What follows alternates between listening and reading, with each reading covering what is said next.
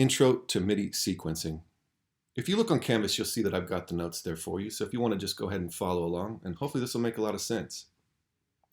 MIDI, Musical Instrument Digital Interface, was developed in the early 1980s by synth manufacturers in order to allow digital electronic musical devices to communicate and to control each other.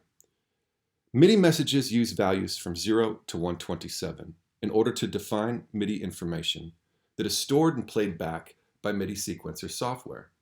The two types of messages are channel messages, which are the most common. They're used to send note data, timbre and expressive data. System messages used to change patches, synchronize multiple synths and other usages. Let's just look at this here very quickly.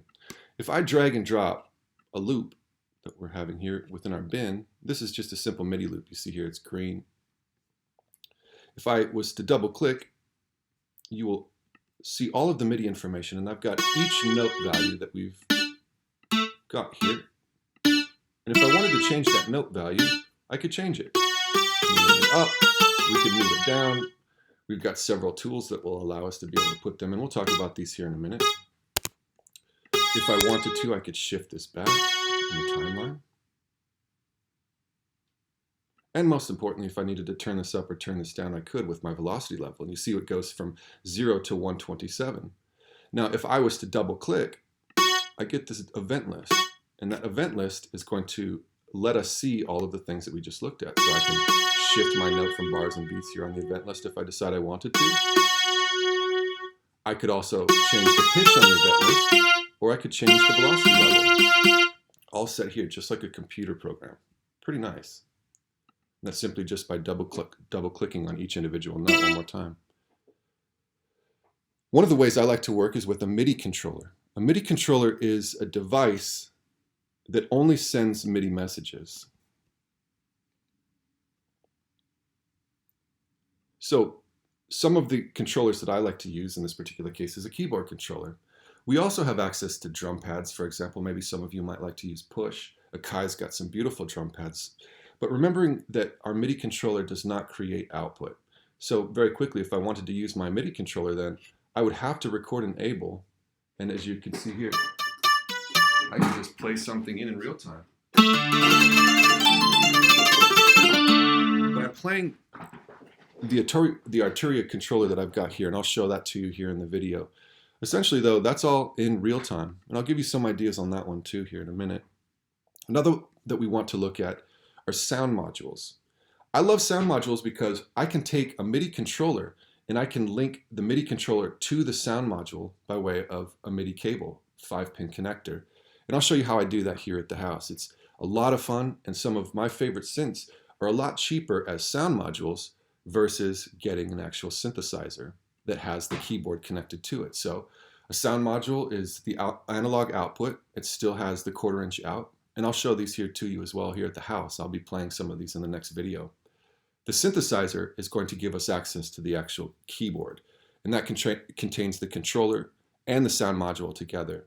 And one of the things I really like about synthesizers is, for example, maybe on a Moog, the Moog Voyager, the way that the keyboard is paired to the module, I think is really, really beautiful. And I feel that it plays a certain way. And maybe for some of you, if you're keyboard players or piano players, you may really like how certain synthesizers match to the module. And you may find a disconnect between the MIDI controller and the sound module.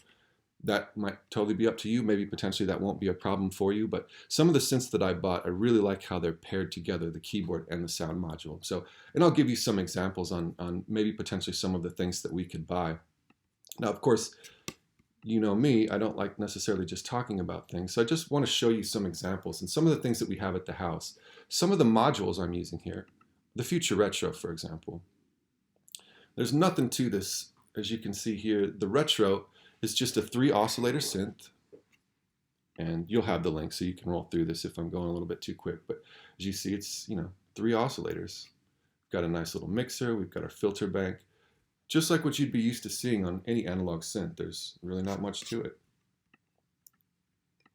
Another one that I really like is the ARP Odyssey by Korg.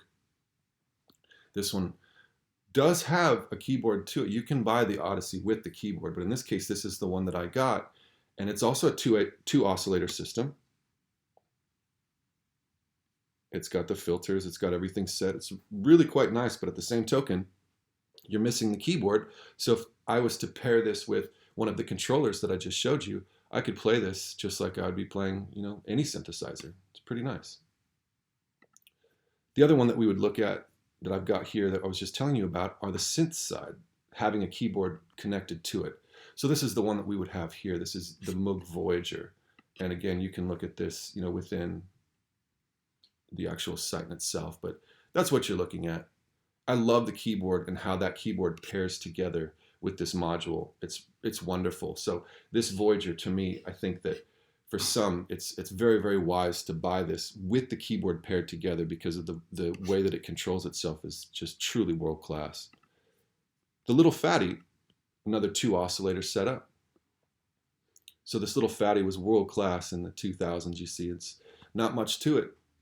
Got our oscillators, we've got our filters, and you can see here, a lot of this is digital. There's definitely, a lot of computer circuitry within this. But what I love about this, and I'll show you in the video, is there's a computer inside this that has an arpeggiation inside. So if I was to hold down, let's say, a chord or something like that, just like what we would do with the arpeggiator inside Logic, holding down a chord, this is going to create a nice little pulse or a nice little sequence. I think you'll love it. So I'm using this one a lot in this house. That little fatty is beautiful, but again, you'll see the keyboard and the module up on top. And you can definitely find fatties with the module. The MS-10, for those of you that love 9-inch nails, MS-10 is definitely one of the big dogs too. Hopefully this will open up here. Try that one more time. How about this way? So here's our MS-10 then.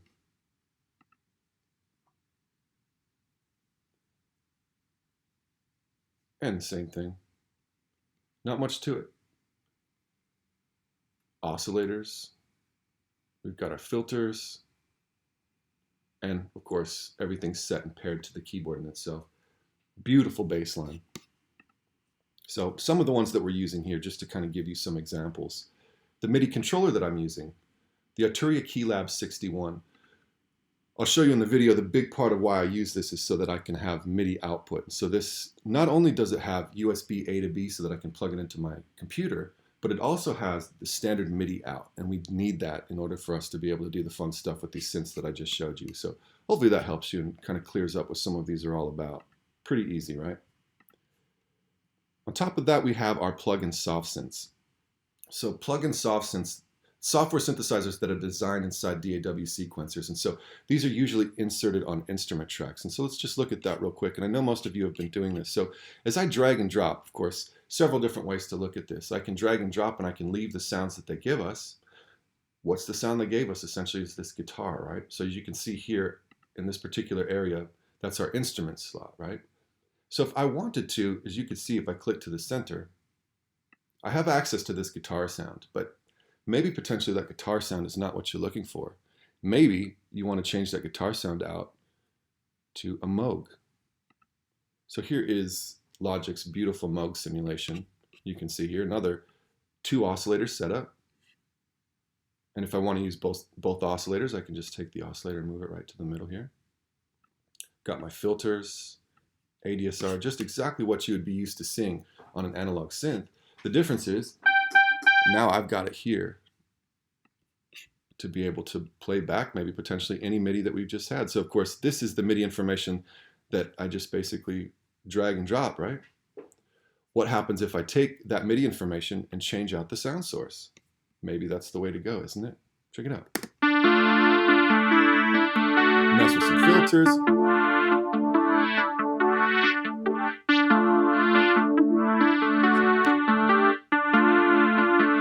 Pretty nice, right? The one thing I like to point out is that when I drag and drop something, when you drag and drop something, they're going to give us a certain sound. They're going to give us a plugin. And that plugin may not necessarily be what you're looking for. Or maybe the plugin is close, but it could be just a little bit better.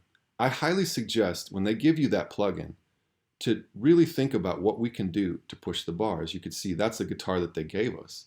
But maybe I could find a little bit better guitar. You never know. There's hundreds and hundreds of different sounds. And so when we're dragging and dropping, I look at that as the beginning. We might want to start looking for separate sources and different ways to look at that. So one of the things I also like to do is maybe potentially use the same MIDI information. As you can see here, this is your string dream. Now I'm going to take that and I'm going to bounce that region. This little guy up here, or you can see up on the top, you've got this little bracket. I can bring that back too. You get this little guy here bouncing the region, right, when that pops up. I'm going to bounce this information now that this has been highlighted. I'm going to take and leave the source. I'm going to bounce that particular MIDI information to a new track with the plugin software synth. Now that'll turn into a waveform underneath. And you'll see that it should be exactly what we had. Now what happens if then I go back to the same MIDI information and change out that sound source to maybe Alchemy or something? Now I have access to being able to do some really fun stuff and creating a very intricate pulse based on multiple plugin synths. So now we'll listen to both of them through the same MIDI information, but one having Alchemy and one having the retro synth.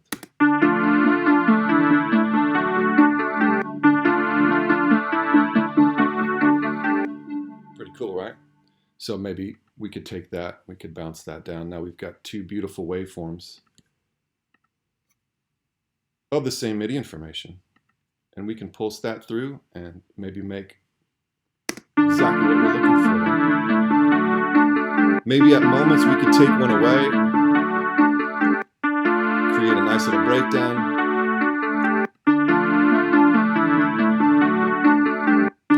So, I don't need to tell you how this works, because in this particular case we're dealing with the DAW MIDI sequencer. So what is that?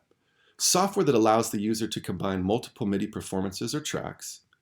So MIDI sequencers measure the duration and pitch of each track. So in this case, you could see if I wanted to, and you guys already know this, of course, I can take and I can drag this out anywhere that I want to, right?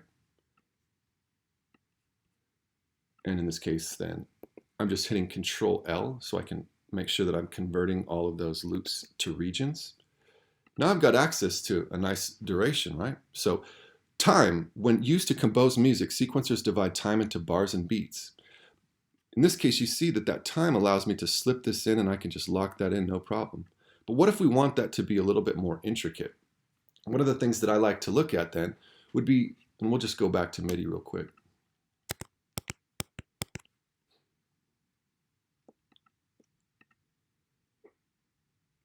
One of the things I like to look at in this case is maybe potentially there's a moment where you don't want this to lock in perfectly. We may need one of these clips to be able to slip in a little bit. And that's where we're going to talk about ticks. And so if you look up here in the top, we have access here to our snap tool. The snap tool is usually set to the smart tool. So that's going to kind of lock in, no problem, right? But one of the things I want to look at now with that smart tool is ticks. If I hit ticks, I should be able to just slip this in anywhere I want to. And for some of you, especially hip-hop cats, as we're using our turntables, we don't necessarily have it perfectly set with all of that information inside it. If we look at our loops, of course, we have tempo information. We can change the key. These are CAF files. This has information, metadata built inside it. So we can change this around and hopefully make this a little easier for us. There are going to be times where that's not going to make it easier. We want to be able to slip this in anywhere we want. We want that to be custom. And so I think that you'll find the ticks will be wonderful. For the most part, though, most of you will find that the smart tool is going to be perfectly fine. Another aspect that I like to look at is pitch. So if I double click, as you can see here, now I'm getting into my MIDI window. And that MIDI window is going to allow us to be able to change the pitch from each individual MIDI event. If I wanted to, I could also change these in time. Right? And I can also change the velocity levels here, of course. But one of the things that I like to look at in this case is then just looking at time and pitch. Pitch is very easy to change. If I wanted to change it multiple ways, if I double click on it, I could change the pitch here in the event list. But let's say we want one note to do exactly what we did up here. We wanted to slip that note in. And if you notice on the bottom, you've got a snap tool here, essentially the same way that we had it up here up at the top.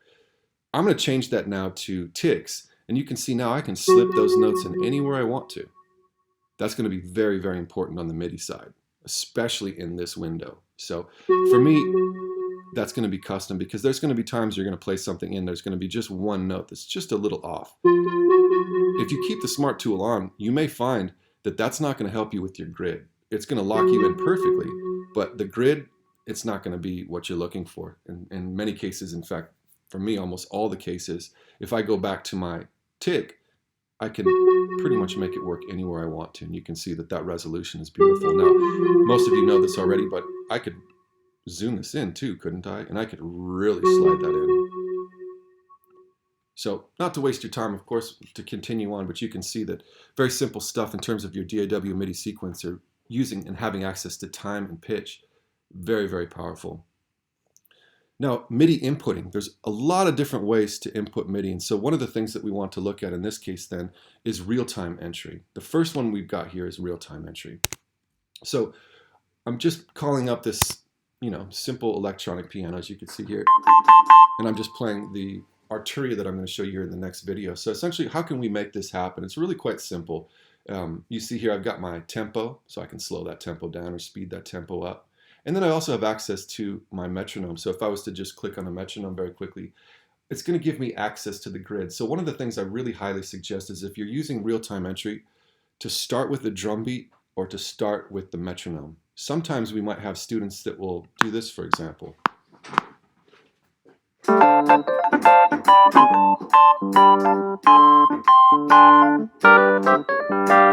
Now, the part might be okay, but what happens if I want that to fit to the grid? I'm just going to loop this real quick, and I'm going to call up a metronome, and you're going to see that this could potentially be a nightmare, right?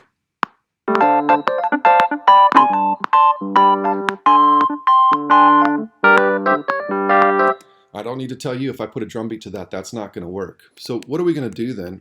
Essentially play to this metronome. Once I've got the metronome on, just simply click it. Now let's play to it.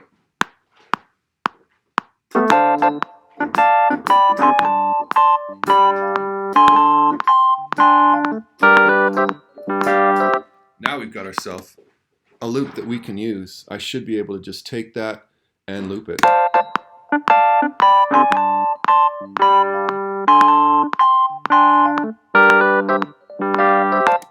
Works perfectly within the metronome, right? So if we just did a little bit of editing, we'd be able to use this. This lines up perfectly within our bars and beats.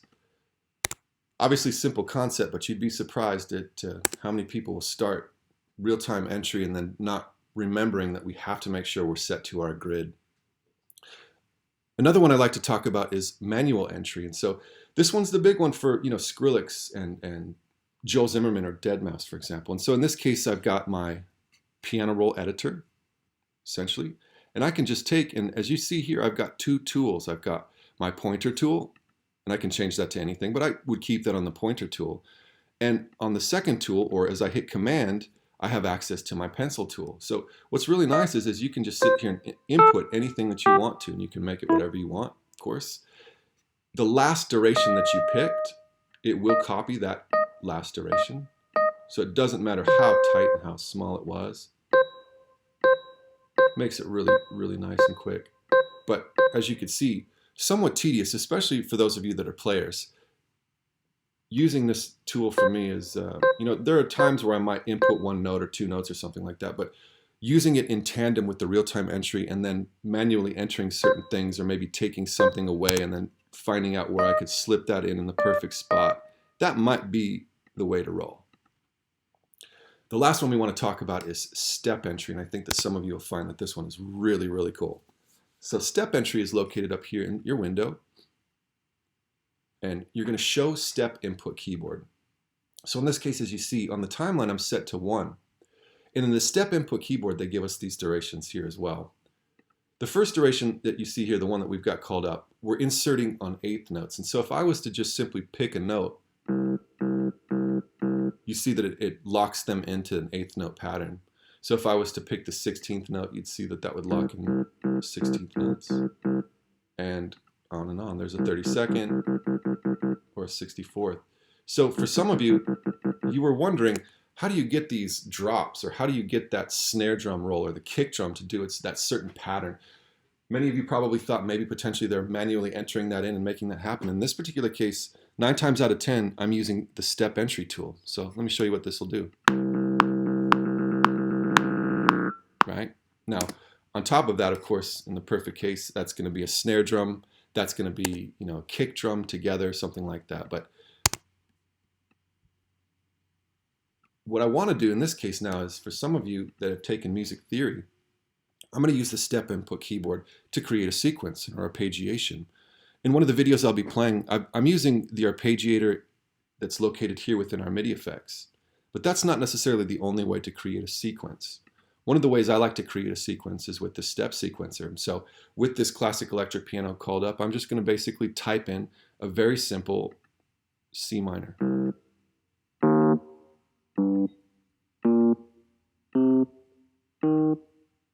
In 2 octaves. And then I'll finish it. Missed one note there, right?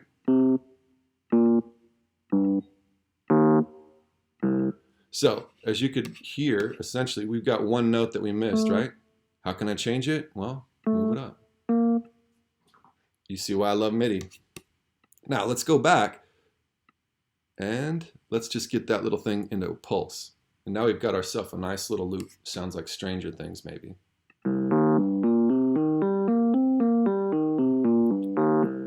And all it's doing is just following exactly the pattern that I created with the step input keyboard, right?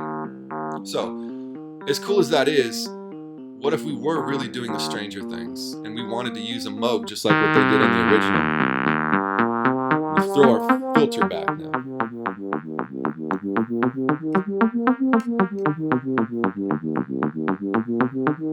Kind of fun, right? The step entry, I think, is very, very powerful. So one more time, I don't want to oversimplify, but just imagine then you came in and we call up Ultra Beat. I get a nice little snare in here. I'm just going to populate the drum kit real quick. Now I've got my dub snare, or my dubs hits.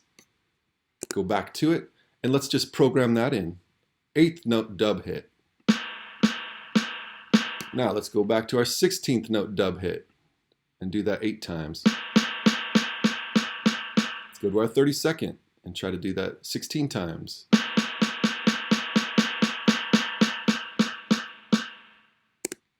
Check it out.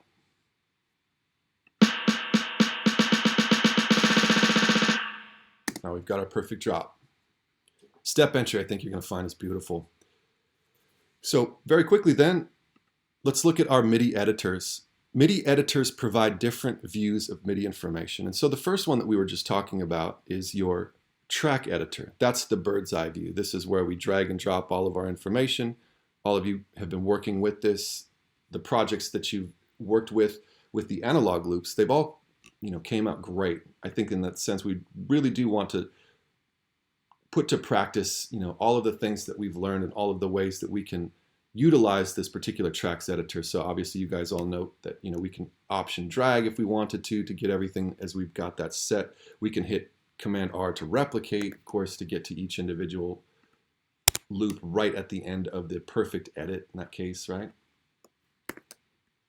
Or if I wanted, I could hit Command C, go to the end of where we want to paste, Command V, and very quickly we can make that happen too. And as you note, there's several different ways to do exactly the same thing. What's right? What's right for you? So hopefully with that, the track editor is very, very easy to use. With that, the manipulation of multiple tracks to be able to edit, to be able to cut, it's a dream. I don't need to tell you that, right? The piano roll editor then, if I was to double click on this here, for example, now I've got access here to the piano roll editor, and you can see it here up on the top. Shows MIDI notes as bars whose height represents pitch and whose length represents duration. So height is pitch and length is now duration, right?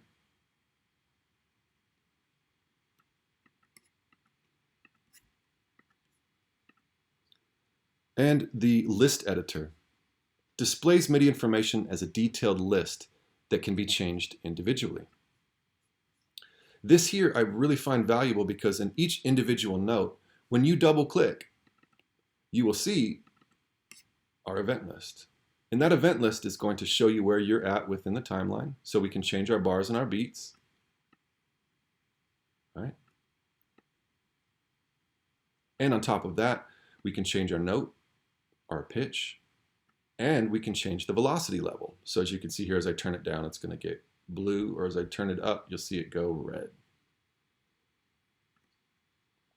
So the list editor, I think, is very, very valuable because on top of that, let's just say, for example, if you've got a nice sequence that's rolling in, you can see that up here on the top, I can go to the list editor, and in this particular case, this is going to be your event list editor, and it's going to allow you to be able to see everything within your track in real time. So as this is playing through, for example, you'll see that I can have access to everything that I've just basically programmed here, and I can watch that roll in real time.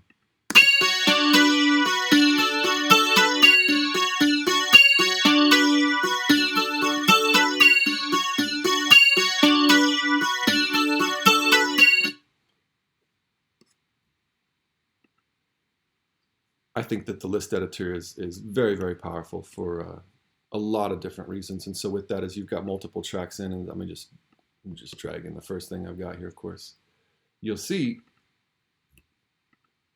it will combine everything. Nice, huh?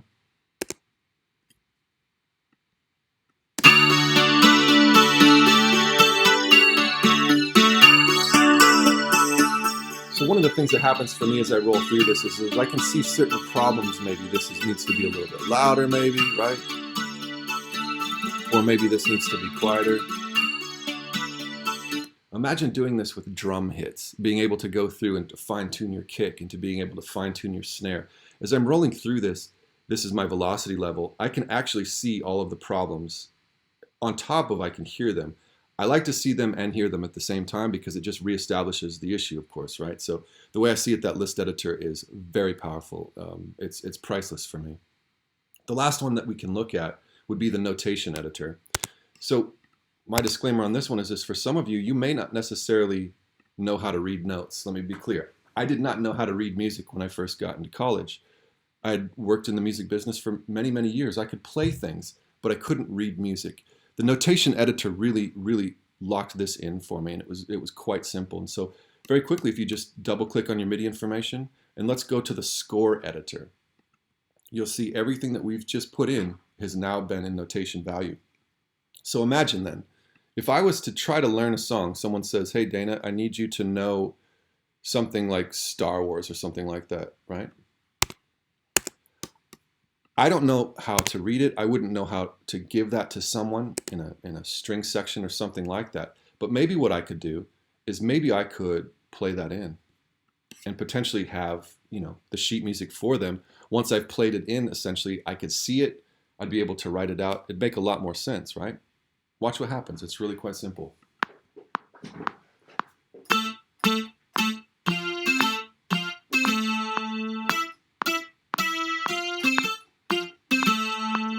So, very quickly, obviously, the Darth Vader theme.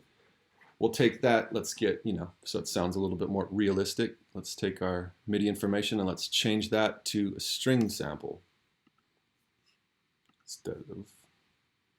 And I'll just pick the first one here for the sake of time. Now we've got our strings.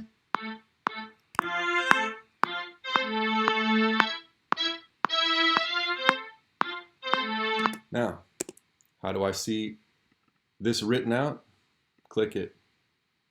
Check it out, my friends. Now we have access to being able to give people the score of Star Wars. We played it in. We know the notation value. We know the duration. We know the notes.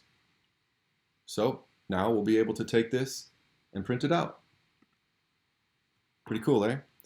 So very quickly then, intro to MIDI sequencing, all of these notes as far as this is concerned, We'll try to look at this in a very simple quiz format. Everything that we've just covered here on your notes that you see on Canvas, you'll definitely see it again, but hopefully it's pretty easy, maybe potentially even fun, and help you push the bar on your projects in the future.